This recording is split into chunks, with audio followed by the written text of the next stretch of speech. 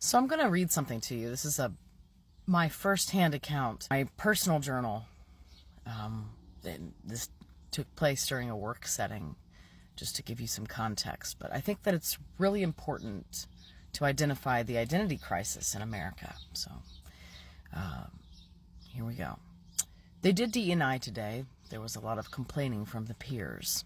But those low feelings and low vibrations I'm not going to include.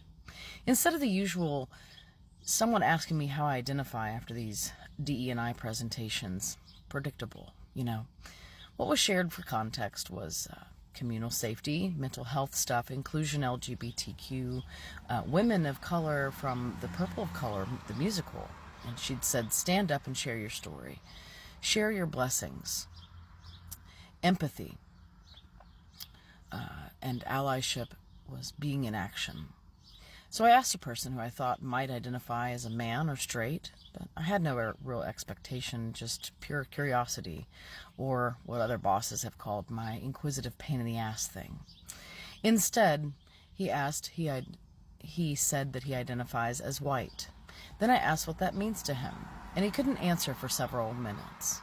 He's a positive, kind, upbeat person, nice guy, seems caring and genuine in my humble opinion.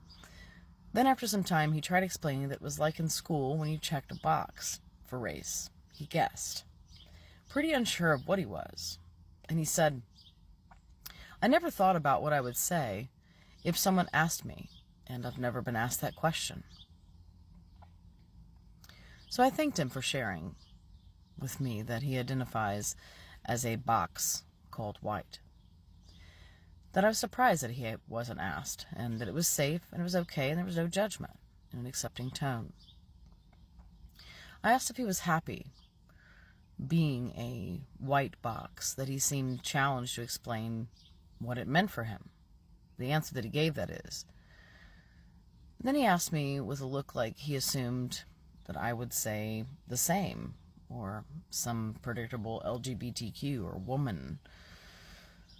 But I said, well, I identify as many words, as global, as many worlds, as a cycle breaker, a starseed, an international indigenous person.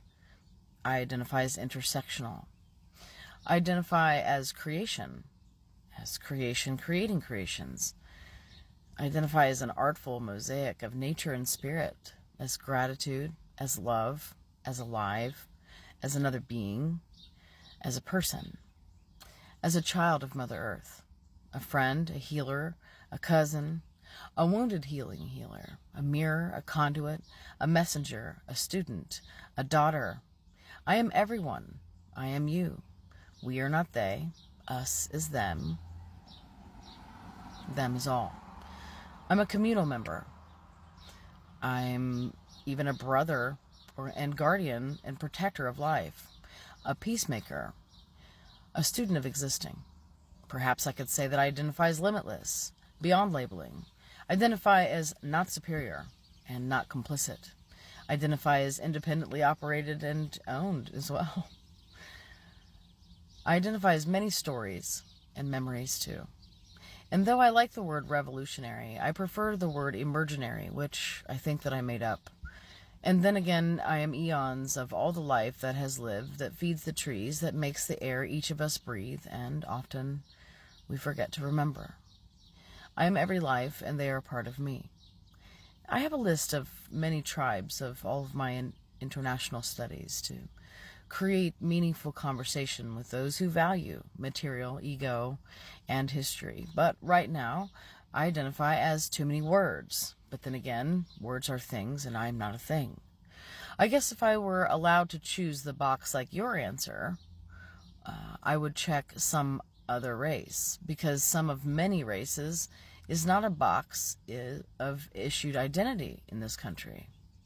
Identify as valuable, and I also hope to inspire, if he chose to include any of those, in his intersection of box and checked as white and race. Maybe that's a more meaningful conversation. But that I appreciate this space to share, and that he asked, and not to be disrespectful, our short and valuable time to share.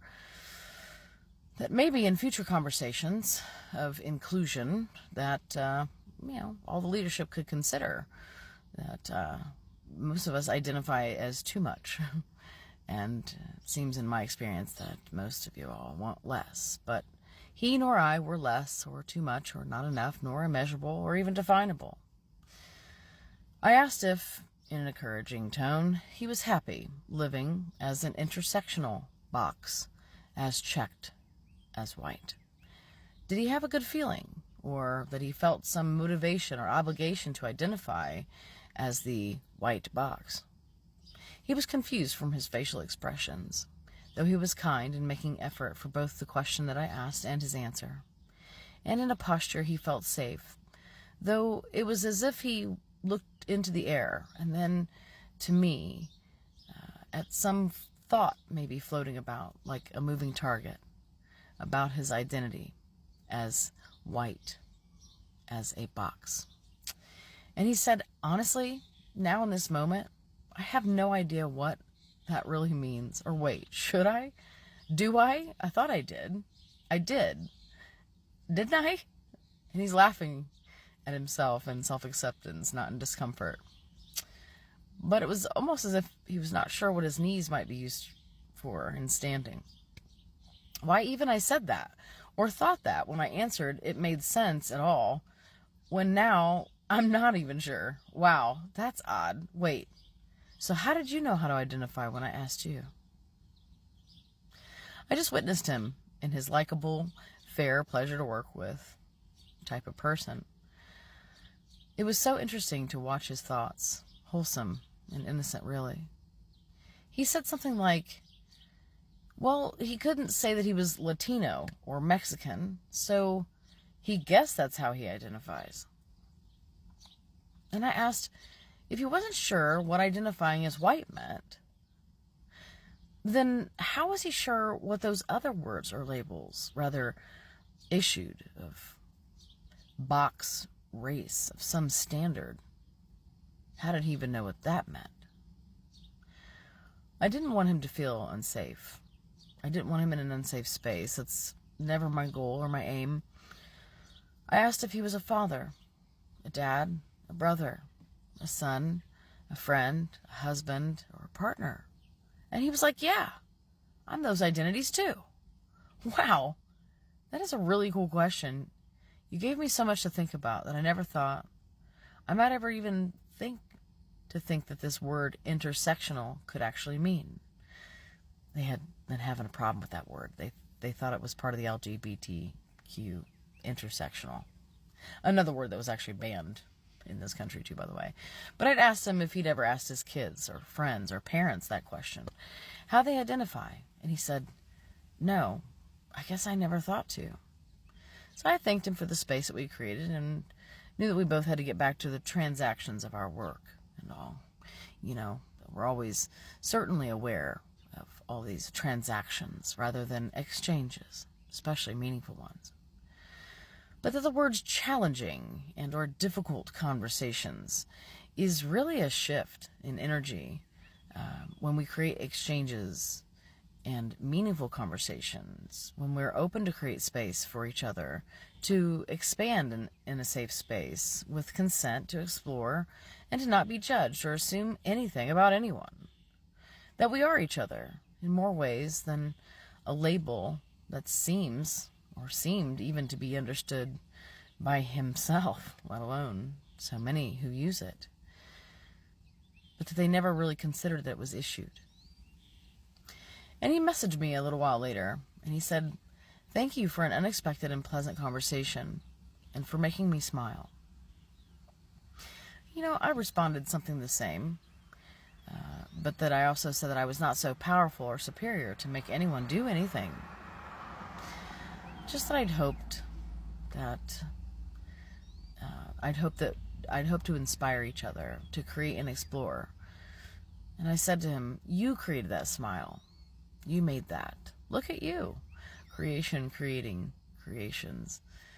And now being open to inspiration, to act as an artist, making joy and just thinking about a question. It was incredibly interesting. How would you identify?